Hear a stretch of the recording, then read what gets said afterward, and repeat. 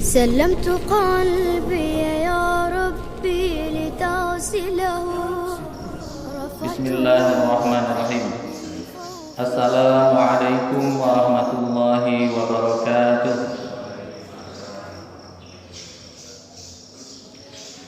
Innal hamdalillah nahmaduhu wa nasta'inuhu wa nastaghfiruh wa na'udzu billahi min shururi anfusina wa min sayyiati a'malina.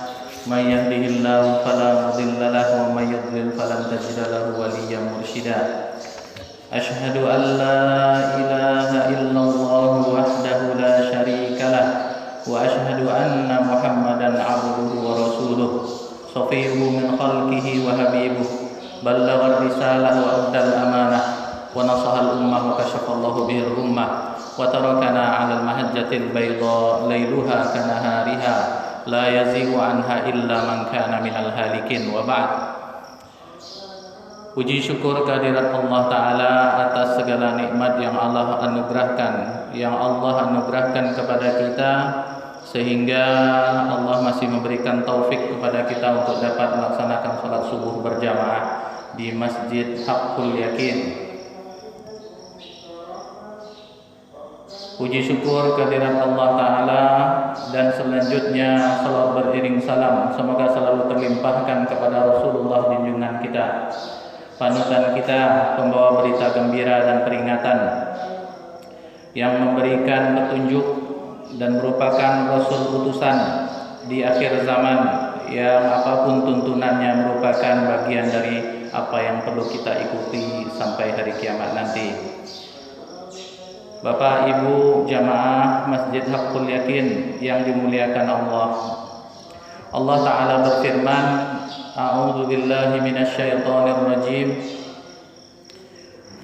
Inna 'iddatasy syuhuri 'indallahi 12 syahrun fi kitabillah yauma khalaqas samawati wal ardh minha arba'atun hurum fala tadhlimu fihinna anfusakum.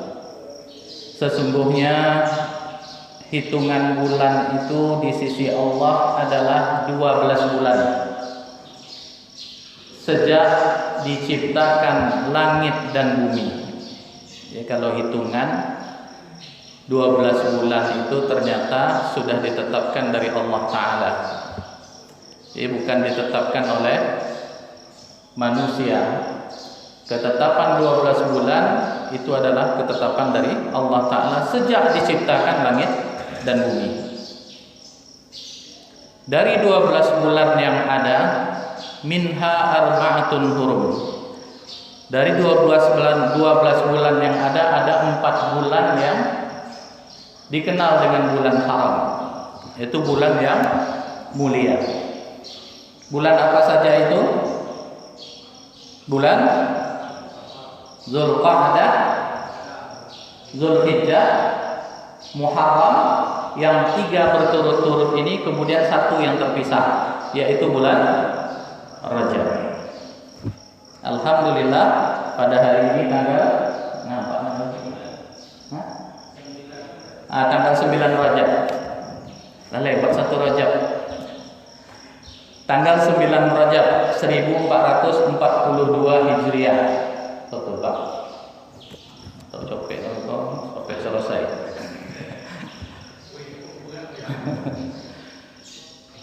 Tanggal 9 Rajab. Sudah berlalu dari 1 Rajab, 2 Rajab, 3 Rajab sampai sekarang tanggal 9 Rajab. Apa keutamaan bulan-bulan haram? Keutamaan bulan haram, yang pertama, yang namanya bulan haram itu kenapa dinamakan bulan haram? Para ulama menyebutkan karena pada bulan-bulan itu diharamkan terjadinya peperangan. Jadi tidak ada jihad di masa itu, di bulan-bulan itu, di zaman Nabi SAW, kecuali kalau umat Islam diserang. Tidak boleh memulai peperangan. Maka dalam ayat itu juga disebutkan waqatilul musyrikina kama yuqatilunakum kafah. Waqatilul musyrikina kafatan kama yuqatilunakum kafah. Dan perangilah orang-orang musyrik itu secara keseluruhan ketika mereka memerangi kalian secara keseluruhan. Kenapa? Karena bulan itu bulan haram. diharamkan kita untuk melakukan peperangan. Bahkan dalam ayat itu ditegaskan fala tadlimu fihinna anfusakum. Maka di bulan-bulan haram ini dilarang bagi kalian, janganlah bagi kalian untuk melakukan kezaliman. Kata kezaliman ini dimaksudkan adalah melakukan apapun bentuk maksiat. Jangan menzalimi diri. Berarti ada orang yang menzalimi diri dengan kemaksiatan, zalim terhadap dirinya. Fala tazlimu fihinna anfusakum. Jangan kalian zalimi diri kalian. Ayat ini tegas. Loh, apakah di bulan-bulan yang lain kita boleh menzalimi diri kita? Tidak dibenarkan kita juga menzalimi diri. Namun kenapa kok di dalam ayat ini Allah menegaskan kembali tentang 4 bulan haram ini dilarang menzalimi diri kita? Ternyata para ulama menyimpulkan dari apa yang ditafsirkan dari maksud ayat ini adalah bahwasanya ada ganjaran pahala yang berlipat bagi orang yang melakukan ketaatan di bulan-bulan haram ini, dan dosa yang berlipat pula nilainya apabila dilakukan di bulan haram ini, karena penegasan Allah ditegaskan kembali tentang 4 bulan haram ini. Kalau ada yang puasa di bulan Rajab, karena ini adalah bagian dari bulan haram, bukan karena puasa Rajabnya, karena memang tidak ada tuntunan tanggal 1, tanggal 2, tanggal 3 maka akan mendapatkan ini dan itu sebagaimana yang tersebar di WhatsApp. Sekarang WhatsApp tidak pakai ya? Oh masih, ganti Telegram. Jadi kalau anak-anak cocok pakai alat elektronik untuk penyebaran berita. Kadang ada berita hoax ya masuk ke WA kita, Bu, sampai kepada kita, kadang kita tak saring. Akhirnya apa? Akhirnya kita salah memahami tentang agama ini. Oh, ternyata hadis-hadis yang menyebarkan tentang 1 Rajab mendapatkan fadilah ini, 1, 2 Rajab dapat fadilah ini, itu ternyata hadisnya adalah hadis maudhu. Ya, ini hadis palsu. Lalu bagaimana kalau saya berpuasa di bulan Rajab? Silahkan untuk berpuasa pada bulan Rajab, karena ketaatan-ketaatan di bulan haram ini dilipat gandakan pahalanya di sisi Allah Ta'ala. Silahkan. Umrah khusus Rajab, tanggal 1 Rajab ada fadilah keutamaan tersendiri, tidak ada. Nanti ada pula tuh kan travel umrah promosi, bukan media wisata. Jadi promosinya umrah Rajab khusus karena ada keutamaan khusus. Keutamaan khususnya adalah karena dia di bulan haram, maka pahalanya apabila kita melakukan ketaatan di dalamnya akan berlipat ganda. Begitu pula dengan kezaliman terhadap diri, akhirnya akan mengakibatkan dosanya juga berlipat ganda. Ikhwatal Islam, a'azzani Allah wa iyyakum. Bapak Ibu jamaah Masjid Haqqul Yakin yang dimuliakan Allah, kita kembali kepada kajian kita, kajian tafsir. Sekarang pertemuan yang ke-8 ternyata. Setelah setengah tahun kita tinggalkan. Lanjutan kembali tafsir Imam Ibnu Katsir Al-Quran Al-Azim. Kita berusaha menggali sedikit demi sedikit tentang ayat-ayat Allah ini. Dahulu di pertemuan-pertemuan sebelumnya kita telah membahas bersama-sama tentang bahwasanya tidaklah layak seseorang menafsirkan Al-Quran menurut pemikirannya saja tanpa merujuk juga kepada Al-Quran. Al-Quran itu apa? Al-Quran itu adalah kalam Allah, maka tidak masuk di dalamnya kalam selain daripada kalam Allah yang diturunkan.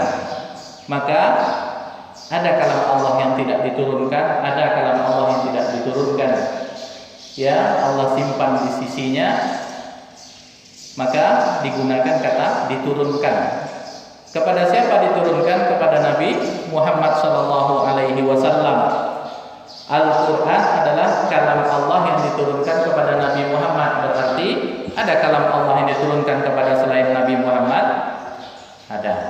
Yaitu diantaranya adalah Taurat, Injil, Zabur. Taurat, Zabur, Injil.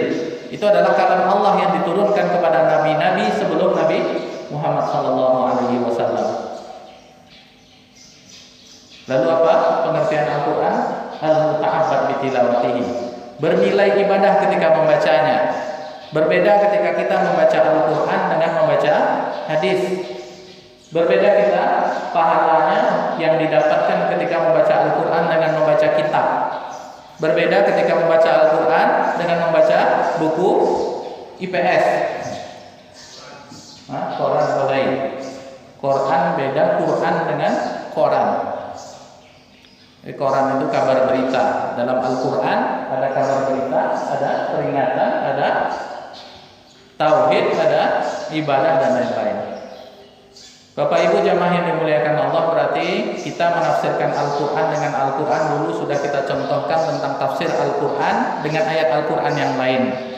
Ketika Allah mengatakan bahwasanya alladzina amanu wa lam yalbisu imanahum bizulmin ulaika lahumul amnu wa hum muhtadun. Kata-kata zalim dalam orang-orang yang beriman yang menjaga keimanannya itu yang mendapat jaminan aman dari Allah Ta'ala itu adalah zalim, bermaksud syirik. Karena dalam ayat yang lain disebutkan innasyirka lazulmun azim. Sesungguhnya syirik itu adalah perbuatan zalim yang besar. Selain Al-Quran dengan Al-Quran, ternyata Al-Quran juga harus ditafsirkan dengan hadis Nabi SAW. Bu, boleh nggak kita menafsirkan ayat Al-Quran dengan akal kita sendiri tanpa merujuk kepada hadis? Para ulama melarangnya. Kenapa? Karena takutnya salah tafsir. Sedangkan ilmu tentang apa? Listrik saja kita harus merujuk kepada ahlinya. Tentu merujuk kepada kitab-kitab listrik, buku-buku. Kitab dulu namanya kan, dalam bahasa Arab buku itu kitab. Kita merujuknya ke sana. Begitu juga dengan berkaitan dengan agama, tentu kita merujuknya kepada sumbernya, yaitu hadis Nabi SAW. Apa itu hadis? Hadis itu adalah apapun yang disandarkan kepada Nabi SAW, yang berasal dari Nabi SAW, baik perkataan beliau, perbuatan beliau, maupun ketetapan beliau. Jadi kalau Nabi menetapkan sesuatu, maka itulah dia agama itu, itulah dia tafsir itu. Kalau Nabi mengatakan sesuatu, maka itulah agama itu, itulah tafsir dari ayat itu. Sebagaimana para imam yang 4 dari a'immatul madzahib al-arba'ah, imam fikih, ahli fikih, dari Imam Abu Hanifah, Imam Malik, Imam Syafi'i, Imam Ahmad bin Hanbal rahimahumullah menyebutkan bahwasanya kalaulah suatu ketika ijtihadku, hasil kesimpulan hukumku itu tidak sama dengan apa yang disampaikan oleh Nabi SAW, maka sesungguhnya pendapatku adalah apa yang disampaikan oleh Nabi. Itu imam yang 4 yang dikenal sebagai ulama, sampai sekarang pendapatnya masih dipegang. Kalau para imam yang 4 saja mengatakan seperti itu, apalagi kita. Oh, saya berkata, laki-laki itu berkata, orang itu berkata, saya berpendapat, dia juga berpendapat, sama-sama laki-laki, sama-sama orang. Nah, gitu kan. Tapi atas dasar apa kita berpendapat? Maka kembali kepada menafsirkan Al-Quran, kepada hadis Nabi SAW. Yang belum kita bahas kemarin adalah satu lagi, ada namanya ijma. Dalam menafsirkan Al-Quran, kita kembali kepada ijma ulama. Apa itu ijma? Ijma ternyata adalah maknanya ittifaqul mujtahidina min ummati Muhammadin sallallahu alaihi wasallam ba'da wafatin Nabi fi mas'alatin minal masail ala min syar'i. Ijma itu adalah kesepakatan ulama dari umat Nabi Muhammad SAW, kesepakatan ulama dari umat Nabi Muhammad SAW setelah wafatnya Rasulullah. Jadi kalau bersepakat ulama pada suatu masa, fi asrin minal usul, dalam suatu masa terhadap suatu permasalahan yang muncul pada saat itu ataupun terhadap makna dari ayat, maka kita tidak layak untuk berpaling dari itu. Nah, ada satu contoh dalam firman Allah Ta'ala yang disebutkan di dalam surat Al-Hijr ayat 99. Nah, kita rujuk kepada kitab tafsir. Allah Ta'ala menyebutkan wa'bud rabbaka hatta ya'tiyakal yaqin, dan sembahlah, beribadahlah kepada Rabbmu sampai datang kepadamu al-yaqin. Al-yaqin itu apa? Makna secara harfiah yakin itu keyakinan. Tapi apakah yang dimaksud dengan yakin itu adalah keyakinan? Kalau sembahlah Allah sampai datang padamu keyakinan, berarti setelah yakin kita tak menyembah Allah lagi. Karena perintahnya apa? Wa'bud rabbaka hatta ya'tiyakal yaqin. Dan sembahlah Rabbmu sampai datang kepadamu keyakinan. Maka ada orang yang mengaku, sebagian orang yang berlebihan, yang mengatakan bahwasanya makna al-yakin itu adalah keyakinan dan itu adalah ma'rifat. Ma'rifat itu maksudnya apa? Sudah mengenal Allah Ta'ala dan meyakini Allah Ta'ala sebagai pencipta, Allah Ta'ala pemberi rezeki, Allah Ta'ala satu-satu yang berhak diibadahi, dan dengan segala sifat-sifat Allah Ta'ala. Kita sudah sampai keyakinan pada saat itu, maka kita sudah menyatu dengan Tuhan. Nah, itu masalah. Lakutu ma'rifat. Dan sampai kepada pemahaman yang seperti itu, ada sebagian yang berpahaman seperti itu. Namun ini dibantah oleh ijma' ulama. Kalau ada yang mengatakan sudah manunggalin jiwo kaula gusti, sudah menyatu dengan Tuhan, berarti dia nggak perlu ibadah lagi, lainnya jadi Tuhan. Karena sudah menyatu dengan Tuhan. Wa'bud rabbaka hatta ya'tiyakal yaqin, berarti saya mengamalkan firman Allah ini. Saya menyembah Allah sampai datang kepada saya keyakinan.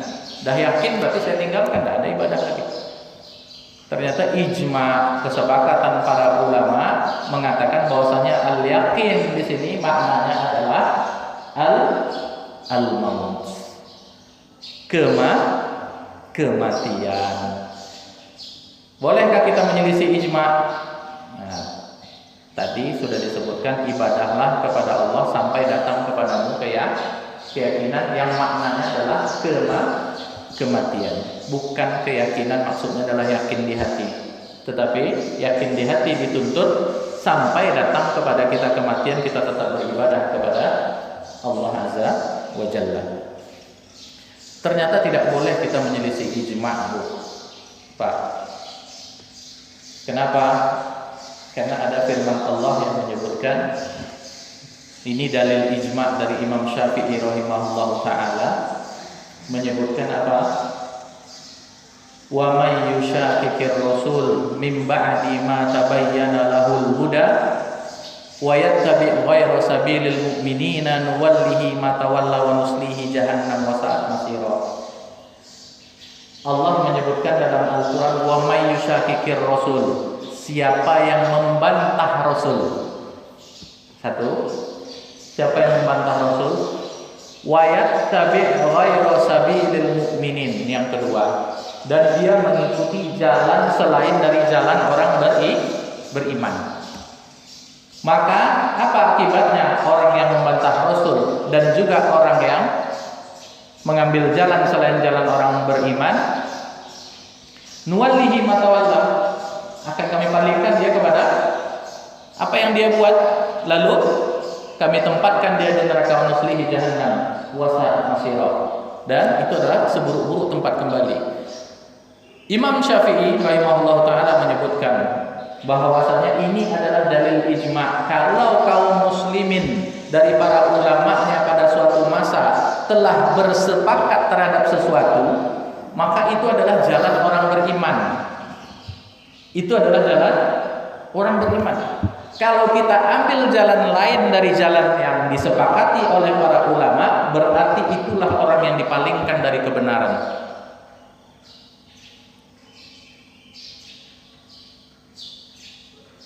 Ya Pak, kalau para ulama sudah sepakat terhadap sesuatu, maka kita tidak boleh ngambil jalan lain selain jalan yang disepakati oleh para ulama. Tapi apakah fatwa Majelis Ulama Indonesia itu ijma? Nah, itu menjadi masalah. Bukan ijma, tapi itu ijtihad yang dikeluarkan oleh para ulama.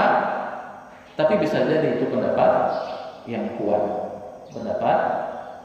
kuat, sebagaimana majelis fatwa di negara-negara Islam juga ada nanti mengeluarkan fatwa. Tapi apakah seluruh ulama itu sepakat di seluruh dunia terhadap permasalahan itu tentang hukumnya?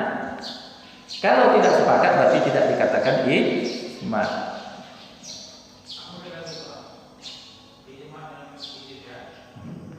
Perbedaan ijma dengan ijtihad. Ijtihad itu bisa jadi ijma, tapi ijma ya, ijma ulama. Ijtihad itu adalah mengeluarkan kemampuan. Badlul usni wa taqah linaili hukmin syar'iyyin min dalilin syar'i. Apa itu ijtihad? Ijtihad itu adalah usaha yang dilakukan oleh orang yang kapabel di bidangnya, yang pakar di bidangnya, untuk mengeluarkan hukum syariat dari dalil-dalil syariat. Dalil syariat apa? Al-Quran, hadis Nabi SAW, dan juga dalil-dalil yang para ulama juga ada yang bersepakat dan berbeda pendapat di dalamnya. Nah, ketika para ulama sudah berusaha untuk menggali hukum itu, seperti yang terjadi sekarang, misalnya berkaitan dengan pandemi. Bagaimana para ulama menggali hukum syar'i tentang itu? Dilihatlah dalil-dalil dari Al-Quran dan hadis Nabi SAW yang berbicara tentang suatu penyakit yang menyebar. Bagaimana para sahabat bersikap, Rasulullah bersikap pada saat itu dan lain-lain. Itu digali keseluruhannya, digali dari dalil-dalil, maka apa yang dihasilkan itulah dinamakan hukum syariat yang digali dari dalil-dalil syariat. Maka kemarin di awal-awal pandemi pakai masker. Kalau kini akhir-akhir pandemi, mudah-mudahan akhir. Amin ya rabbal alamin. Masih pakai masker, Pekanbaru nggak ada corona. Kemana-mana nggak nampak orang masker, cik dua pakai. Beda dengan di sana. Di sana kemana-mana masih pakai masker. Ternyata di Pekanbaru nggak ada lagi pada corona. Amin ya Allah. Amin ya rabbal alamin. Tapi ketika itu para ulama beristihad untuk menjaga agar tidak menebarkan kemudaratan kepada orang lain, bahaya bagi orang lain maupun dirinya sendiri. Di situ digali dari dalil-dalil syariat. Dalil syariatnya bagaimana para sahabat bersikap dahulu? Oh, dipisahkan, diputus mata rantainya. Itu yang berlaku.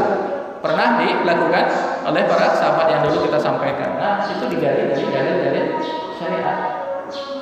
Dari ayat-ayat juga banyak disampaikan yang sudah kita bahas terdahulu, juga pernah kita singgung. Itu namanya ijtihad. Lalu berdalillah ulama itu dengan dalil itu dan disimpulkan hukum, itu namanya ijtihad. Nah, dari ijtihad para ulama ini, kalau mereka semuanya sepakat terhadap hukumnya, bahwasanya misalnya wajib menjaga jarak, maka kita wajib mengikuti ijma itu. Karena semuanya sepakat seluruh dunia. Kalau terjadi ijma. Gimana tahu kita itu terjadi ijma? Dari tidak adanya perbedaan pendapat di dalam hal itu. Kalau sepakat para ulama, maka itu namanya ijma. Tapi kadang ijtihad itu tidak ijma. Kenapa? Karena ijtihadnya ulama yang ini berbeda dengan hasil ijtihad dengan ulama yang lainnya. maka itu tidak dinamakan ijma. Lah yang terjadi ijma dalam kitab tafsir ini, makna ayat itu al-yakin, itu terjadi ijma para ulama. Di mana kita lihat dari buku-buku ijma para ulama. Kalau awak mencari nanti sendiri, oh ikut ijma kok tidak bisa, tapi dilihat dari referensi. Di mana buku ijma itu ada al-ijma karya Imam Ibnul Munzir misalnya, al-ijma yang dikumpulkan oleh Imam Ibnu Taimiyah dan lain-lain, yang itu merupakan ijma para ulama terkumpul dalam satu kitab. Oh ini ijma, ini ijma, ini ijma. Maka kalau para ulama beristihad dari ulama-ulama sekarang, dia juga disyaratkan untuk mengetahui apa yang telah terjadi ijma dari ulama terdahulu. Tidak boleh dia menyelisih ijma tersebut. Apalagi kita yang berulama, gimana caranya? Awak tengoklah kitab tafsir lah kan. Nah itu makanya kita membahas kitab tafsir biar nggak lari kemana-mana. Apa yang terjadi ijma para ulama? Ternyata al-yakin, makna ketika beribadah kepada Allah sampai datang kepadamu keyakinan, itu maksudnya adalah kematian, bukan sebagaimana dipahami oleh sebagian orang yang mengatakan yakin itu adalah keyakinan. Kalau yakin itu yakin berarti dia tidak akan beribadah lagi kepada Allah setelah dia yakin. Wallahu a'lam bishawab. Ini masjid Hakul Yakin. Masjid kita namanya Hakul Yakin. Yang diusulkan dahulu, saya nggak tahu maksud dari yang disampaikan oleh penginisiasi nama, tapi itu diambil dari ayat Allah Ta'ala dalam surat Al-Haqqah ayat 51 disebutkan wa innahu lahaqul yakin, dan sesungguhnya dia adalah benar-benar hakul yakin. Hakul yakin itu adalah keyakinan yang paling tinggi. Imam Ibnu Qayyim al-Jauziyah menyebutkan yakin itu ada tiga tingkat. Yang pertama adalah ilmu yakin. Nanti yang kedua namanya ainul yakin, pandangan. Yang ketiga baru hakul yakin. Hakul yakin itu kalau Allah merasakan. Nah, kalau ilmu yakin itu dari berita, kita dengar berita dari orang yang dipercaya. Maka namanya ilmu yakin. Dalam surat At-Takasur, alhaakumut takasur hatta zurtumul maqabir kalla sawfa ta'lamuna summa kalla sawfa ta'lamun kalla law ta'lamuna ilman yakin. Ketahuilah sekali tidak, alhaakumut takasur akan menghancurkan dari kalian mengumpulkan harta, itu akan membuat kehancuran. Ngumpulin harta terus tanpa bermaksud untuk menginfakkan, tanpa bermaksud untuk kepentingan akhirat, maka itu akan menghancurkan dan membinasakan. Hatta zurtumul maqabir, kalian kumpulkan harta sampai datang kepada kalian kuburan, kalian mendatangi kuburan sampai kalian masuk kubur. Kalla sawfa ta'lamun, sekali-kali tidak, kata Allah Ta'ala, kalian benar-benar akan mengetahui. Kalla sawfa ta'lamun summa kalla sawfa ta'lamun. Allah tegaskan lagi, benar-benar kemudian kalian, sekali-kali tidak, kalian pasti akan mengetahui.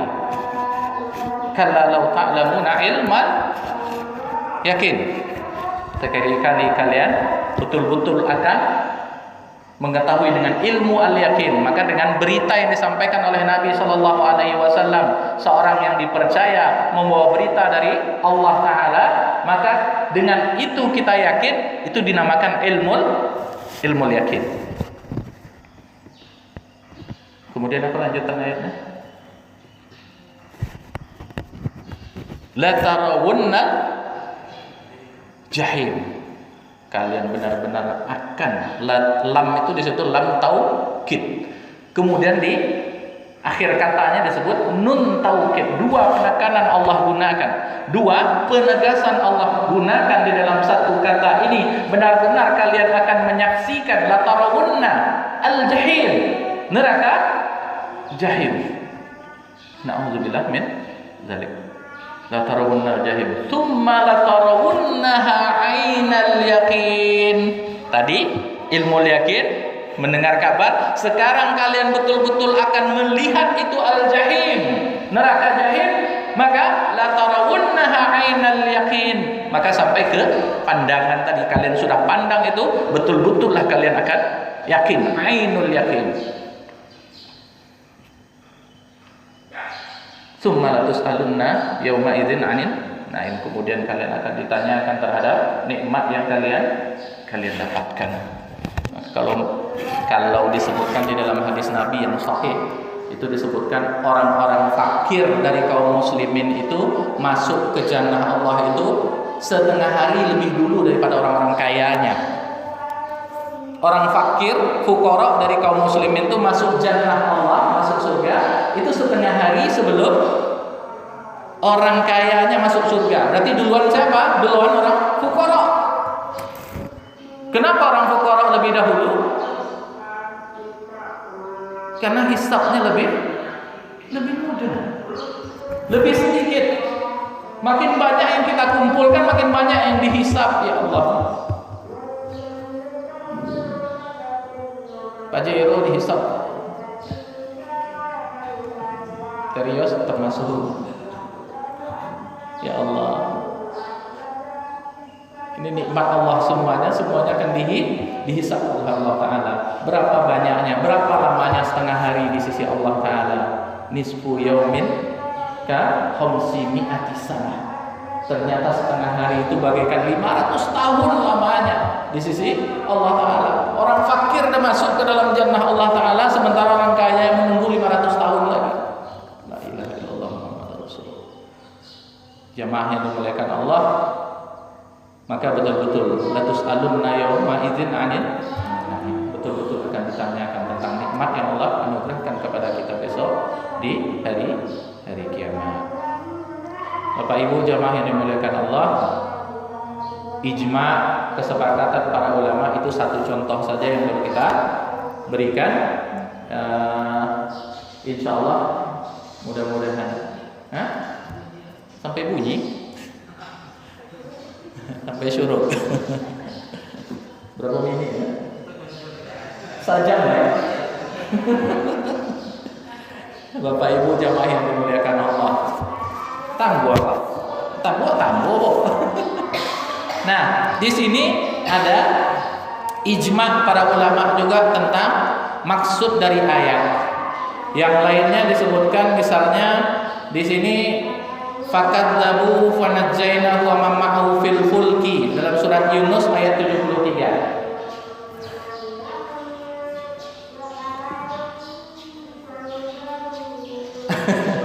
Apa Bu? Insyaallah aman. Ini kita rujuk juga kitab Irsyadud Darisin ila Ijma'il Mufassirin. Petunjuk kepada orang-orang yang belajar tentang ijma'nya para ahli tafsir. Ijma', kita sudah mengenal kata ijma'. Ijma' itu adalah para ulama sepakat. Intinya ulama sepakat. Nah, kalau ulama tidak ada yang menyelisihi, berarti sepakat. Nah, kalau sepakat, awam tidak boleh ngambil jalan selain dari jalan yang telah disepakati oleh para ulama. Maka kita dudukkan tempat kita agar tidak termasuk yang Allah palingkan kita dari kebenaran. Mudah-mudahan kita bersama dengan itu. Salah satunya adalah apa kata-kata al-fulki ketika Nabi Nuh alaihissalam membuat bahtera. Dulu Allah selamatkan Nuh dan siapa yang bersama dengan beliau dari air bah.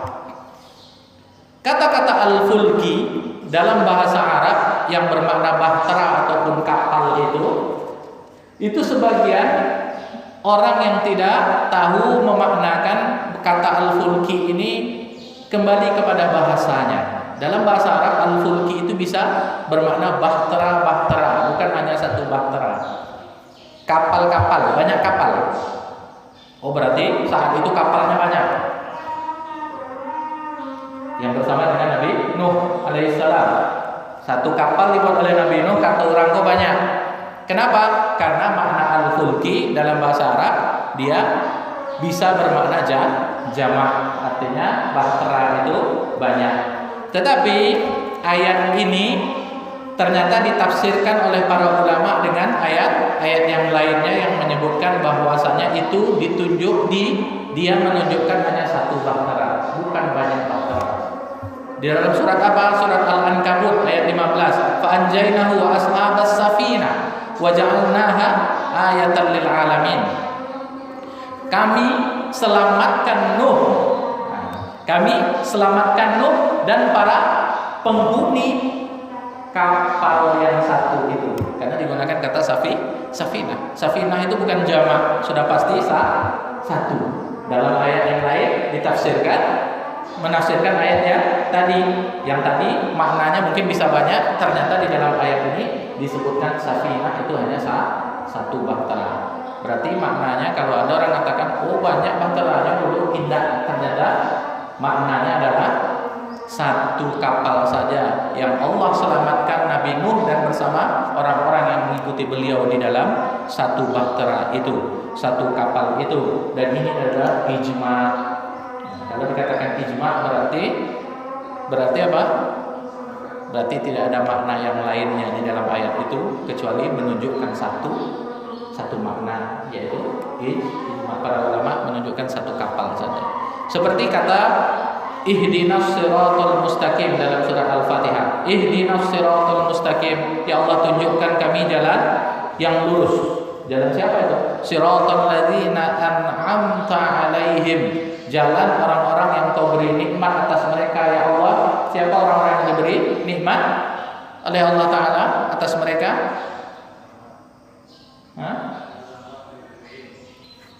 Di dalam ayat lain sudah ditafsirkan. Ulaika ma'al ladzina an'amallahu alaihim minan nabiyyina was-siddiqina wasyuhada'i was-sholihin. Siapa yang dapat nikmat? Dalam ayat lain ada ternyata maknanya adalah apa?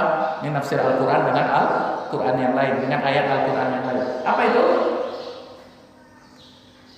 Yang mendapat nikmat, yang orang-orang yang mendapat nikmat atas mereka itu adalah para nabi, para siddiqin, orang yang benar keimanannya. Yang benar keimanannya as-siddiq. Siapa yang dikenal as-siddiq? Abu Bakar di antaranya. Abu Bakar radhiyallahu anhu, as-siddiq, dikenal as-siddiq. Kenapa as-siddiq? Abu Bakar disebut as-siddiq karena beliau jujur keimanannya dan membenarkan apapun yang datang dari Nabi sallallahu alaihi wasallam ketika orang-orang mengingkari ataupun mulai ragu. Isra Mi'raj, itu bulan Rajab, walaupun nanti para ulama dalam kitab Tabyinul Ajab bima warada fi syahri Rajab, Imam Ibnu Hajar Al-Asqalani menyebutkan dalil yang menyebutkan tanggal 27 Rajab itu adalah tidak kuat.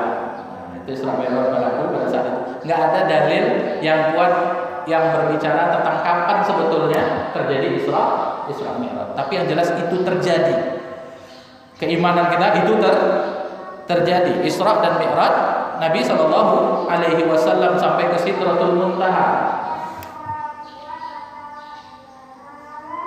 Berarti apa? Kembali kepada apa yang disampaikan tadi masalah Isra Mi'raj ini di bulan Rajab Tabyinul Ajab. Maka Imam Ibnu Hajar menyebutkan itu tidak ada dalil yang kuat, tapi dia berlaku, itu saja. Tapi dia berlaku dan kita wajib mengimani. Abu Bakar As-Siddiq pada saat itu ketika kaum musyrikin mulai menghembuskan fitnah, menghembuskan keraguan-raguan terhadap kaum muslimin, maka pada saat itu Abu Bakar bertanya, "Hai Abu Bakar, apakah engkau percaya bahwasanya kawanmu itu telah berangkat ke Palestina, ke Masjidil Aqsa, lalu naik ke Sidratul Muntaha hanya dalam waktu satu malam, bahkan bukan satu malam, hanya beberapa saat di malam hari. Apakah engkau percaya?" Abu Bakar apa katanya? "Siapa yang mengatakan?" "Muhammad kawanmu yang mengatakan bahwasanya dia telah melakukan Isra dan Mi'raj." "Kalaulah dia yang mengatakan, maka aku beriman." Akan beliau dikenal as-siddiq, orang yang benar keimanannya. Siapa yang mendapat nikmat atas mereka? Kata Allah Ta'ala, as-siddiqin, Ya Allah, mudah-mudahan kita bersama para nabi, para siddiqin. Kemudian siapa? Syuhada dan sholihin. Orang yang mati syahid dan orang-orang yang soleh itu adalah orang-orang yang mendapatkan nikmat dari Allah Ta'ala. Kemudian apa? Ghairil maghdubi alaihim. Al-maghdub bukan orang-orang yang dimurkai. Siapa mereka yang dimurkai? Para ulama ijma'. Nah, di sini ijma' lagi.